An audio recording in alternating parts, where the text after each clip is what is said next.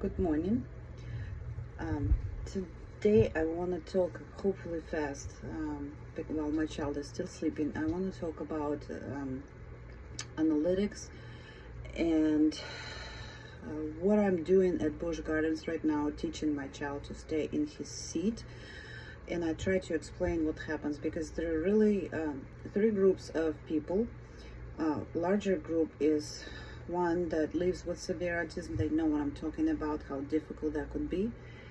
Second group is experts. That's PCBAs with experience that understand how challenging that could be, what I'm doing here. And there is a smaller group of people that have both, understand what I'm doing and what I'm challenged with.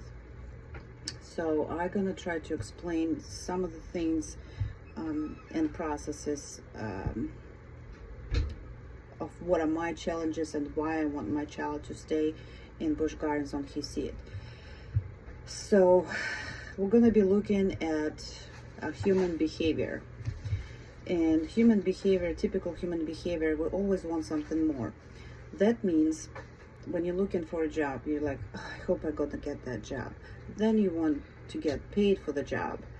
Then you want promotion to get with the job. Then you want more money. So we always want something more. And sorry, my mother is back here. This is how we live now. So when people want, I'm trying to focus here, a lot of distraction. You've got to understand what I'm dealing with here. So anyway, we always want something more. And we know this is not always working in real world. These children here, they are the same way. They always want something more, but they don't know the consequences. We cannot explain them that if you just don't stay in that chair, you're gonna block the traffic, and Busch Gardens people will just say, cannot be here anymore. And if you cannot, that's a typical what happens to us. They say, well, if you cannot manage your child, just keep him at home then. Thank God Busch Gardens people are not like that. And it's probably the best place to go and do expose your children to a real world. Now, I've taken him to Busch Gardens. I got him attracted to the rides. And he was okay. He was riding. He would wait for me. I would give him a hand. I would help him out, get out, and I would take him for next ride, whatnot. And he already established routine. He's getting 2 rides each time. And this is, you know, he gets to Busch Garden. That was the first thing for him. Next, he wants to ride. He gets that. Now he wants more. He wants to explore. And I know he's looking at numbers on these machines, trains, you know, you name it, cards. He's looking at numbers. Now I know he's fixated.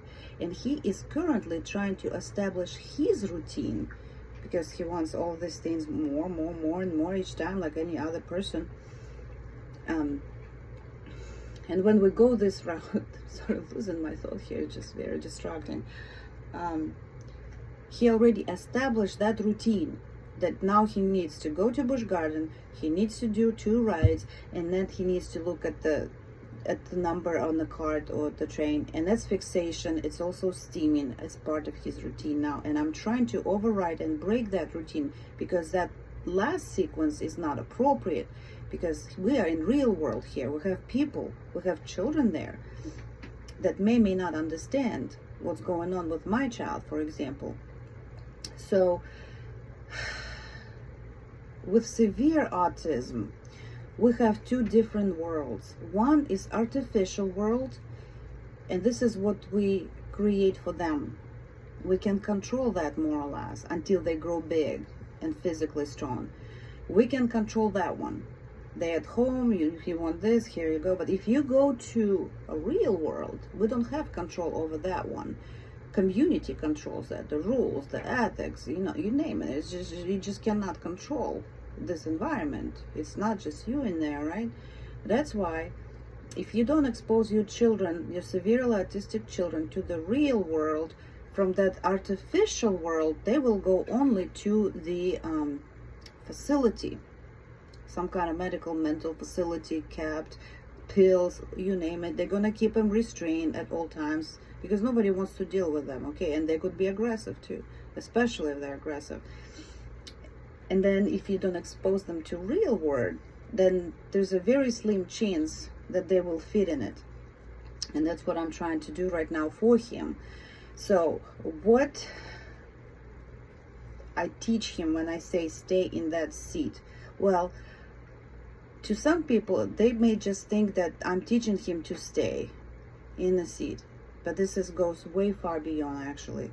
And people that understand ABA and, you know, and strategies and what I'm dealing with, again, the good thing that we have Busch Gardens with so many rides in there, so that means my trials. Every time I go to each ride, that's a new trial, right? It's just a different one.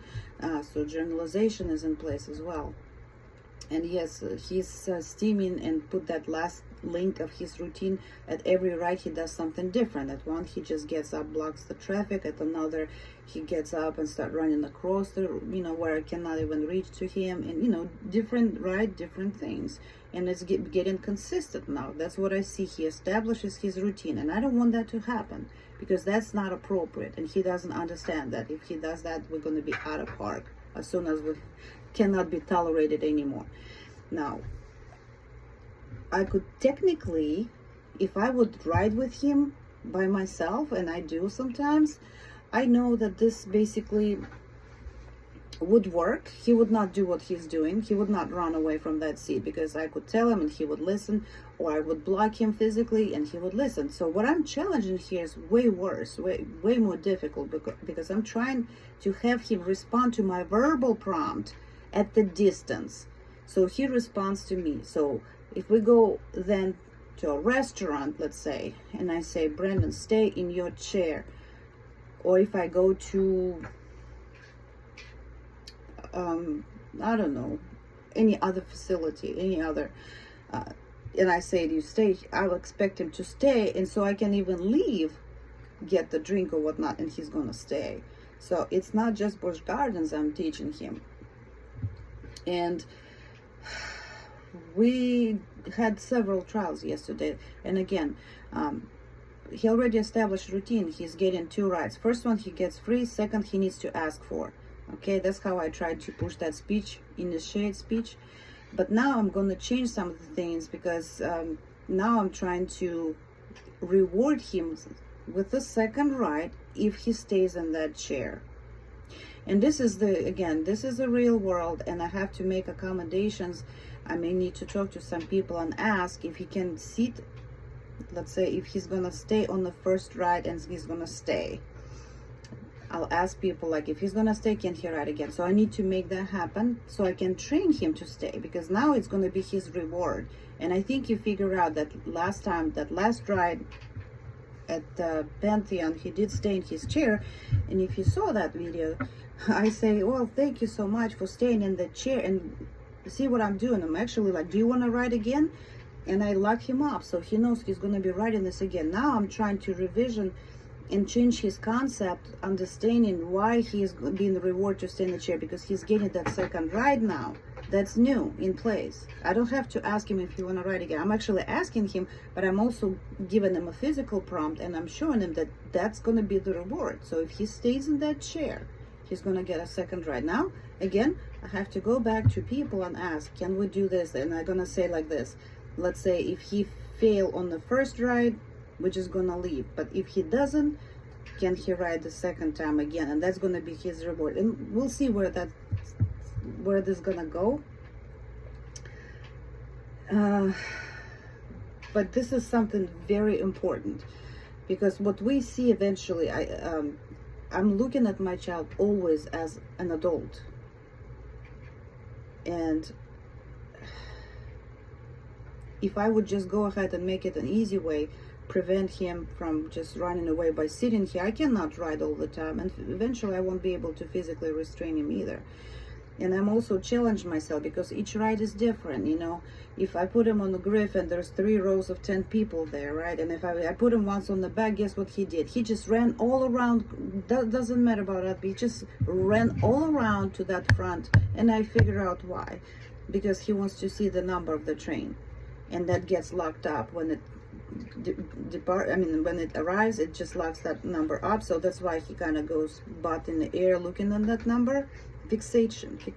That's what it is. So we'll see how that's gonna go.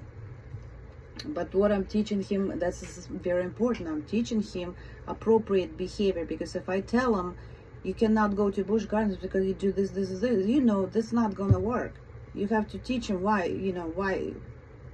he should be rewarded for staying in the chair at first. But in the long term, I'm teaching him to verbally respond to me when I cannot restrain him physically. That's why I'm struggling so much. And he's just like, as soon as he gets there, you saw how fast he's trying to unbuckle, because he knows I'm gonna take him. I will not let him to look at that number standing butt up. So we'll see what's gonna happen today. We have a lot of trials to do. We have a lot of roller coasters. And notice how I'm doing that. I say, you're not gonna, because he failed at the Griffin. So I said, you're not gonna ride Griffin again. And if I would just leave it right there, that would create agitation. It would probably cause behaviors if I would just leave it at this point. So what I'm doing here, I'm just saying, you're not gonna ride Griffin, but we're gonna go to Invader instead. So I'm pushing what I want him to understand, but at the same time, I'm redirecting him and preventing from these behaviors, the meltdown rather, because he knows, oh, okay, well, forget the Griffin, I still get to write something else, right? So that's how I control his meltdown outbursts. And again, this is more like analytical video for people to understand what am I doing and why am I doing this. Today we're gonna try again, hopefully fewer people. I need to make some preset my environment and ask people if he can get 2 rides on the row. If he fails, we're gonna do just 1. If he doesn't fail, then he's gonna get 2nd ride as a reward, and that alone we're changing routine now, and maybe that will help him to stay in that chair. Okay, so I'll let you know how that's gonna go. Talk to you soon.